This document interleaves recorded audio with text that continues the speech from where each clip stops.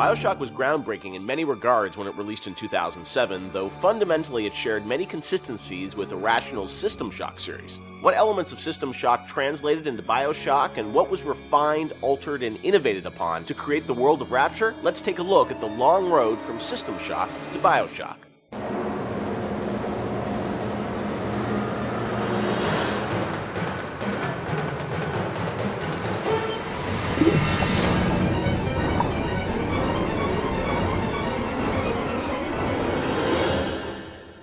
Everyone knows where the game ended up, but I think fans would be interested to learn where this game or the idea of doing this game started. And I think, folks know System Shock and the legacy of that game, huge fan base. Did it start as a System Shock game initially?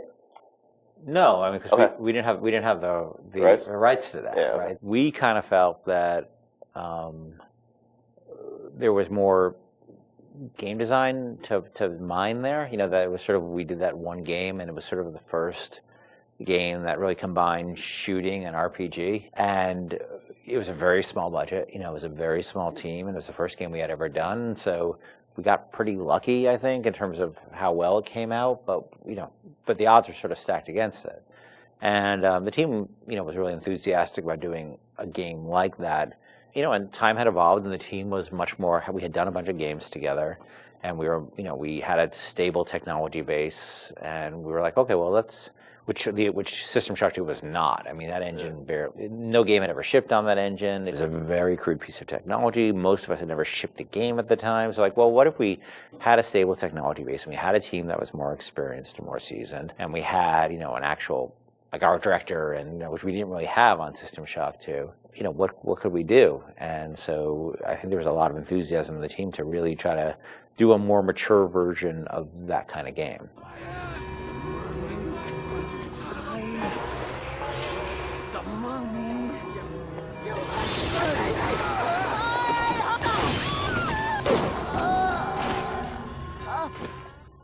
This is before we had sold the company to Take-Two, and we were an independent developer, right? We were sitting there, we were using the money we made from other development deals we had, and we would try to scrape together whatever time and money we had to work on this thing. And it was not actually something I was particularly keen on doing. The team was much more keen on doing a sort of a System Shock-ish game than I was, because... That's your pitching, right? Like System Shock 3 at one point, right? Well, I mean, there was an actual System Shock 3 that we were pitching back in the day when we were right after System Shock 2, but that never happened. Right, yeah. We couldn't get anybody interested because System Shock 2 sold like 5 copies, right?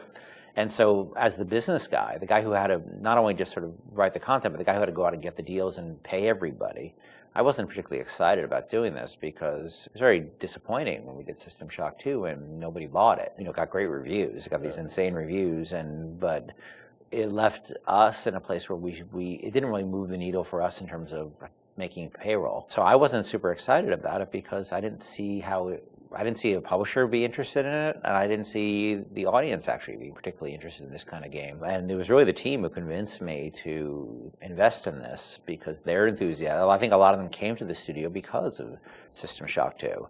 And so finally they sort of battered me down, and it's good they did because I was not the first fan of doing this. And I know initially there was something called the Serene Dawn. That was a spaceship, or what was that? No, that was the name of a cult, right? Oh, Yeah. Sorry, okay. That one's, I think, been lost to the... If I remember correctly, Serene Dawn was a cult. You were playing as a deprogrammer that was infiltrating the cult, and your name happened to be Carlos Coelho, who was one of our programmers at the time. It's named after him, yeah. Then there was a story notion that I always really found interesting, which was that you have these cults, and you have sometimes people who these sort of characters who really live on the edge of the gray morality, which is these guys who come in and essentially kidnap people out of these cults or rescue them, depending on how you look at it. Because what it really is, from a functional standpoint, it's a kidnapping, right? You're coming to an adult and you're saying, you know, you're hired by their parents or whoever, and this was in the story, it was like a senator whose daughter joined one of these religious movements called the Serene Dawn, you said? Yeah, Serene Dawn. And I always thought that was a really interesting tension of this hero who's basically a kidnapper, and taking a young woman against her will out of the place that she was in. Now, you could also make the other argument that, well, she was not really there by her will. But there's a really interesting conversation that goes on there. I think there was actually a Kate Winslet movie, a Harvey Keitel Kate Winslet movie, which dealt with a similar theme. Because usually you hear that story, you know, these deprogrammers as a sort of heroic kind of notion. But I always thought that, well, there's something interesting about agency going on there, and about are people entitled to make bad mistakes, or is it a bad mistake? It all depends on the person. You know, and I'm not a fan of, you know, religious cults or religion in general, but there seemed to be an interesting discussion of freedom there and independent decision making. And I thought that idea was cool, and that was sort of the basis of it for a while. But it was really mostly for the purpose of, we needed something to go out and pitch to publishers, and so we know we didn't have a ton of time to really develop it. So that sounded like, all right, this will do for now. And was that pre-Underwater City? I mean, this was just like an idea for a story. We may have stepped away from that to do the cult thing, but then we went back to the underwater. No, we had that one room, remember? We had the one World War II room with the roaches on the ground and like these weird test tube things that you could walk around. I don't know where that fell. It could have been underwater. There was no windows. The thing is, we were a small business, right? And we were trying to like figure out a way to sell this thing with spending the least amount of money, because we didn't have any money. We didn't have a pot to piss in. So we would do this demo that was one room basically, just to show. And I'd write up a document, and we'd take it around. And I'd fly around the country, be like, "Here's our room." It was a different time, you know. And we had just come off of SWAT 4. One of the advantages we had is that we were so familiar with that engine at that point that we could really start cranking through, you know, small rooms and lighting and making things look good. So I took it on the road to sell it to somebody, and nobody cared. We'd go to a publisher, and look, they have to make money, right? And we'd say, we say, oh, it's sort of a spiritual successor to System Shock 2, and they'd be like, well, how did that sell? And I'd be like, my mom likes it, you know. And they would be like, well, we can't, you know. And usually we'd be talking to a fan.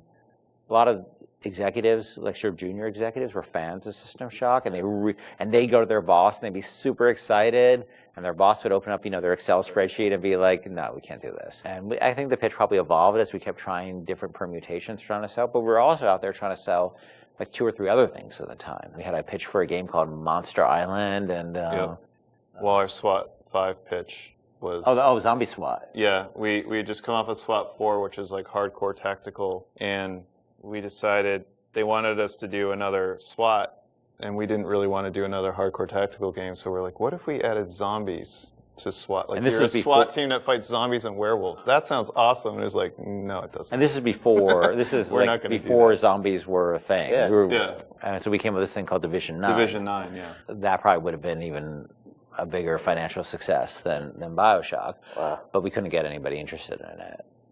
We didn't have enough werewolves in the demo, I think. We had 0 werewolves in the demo.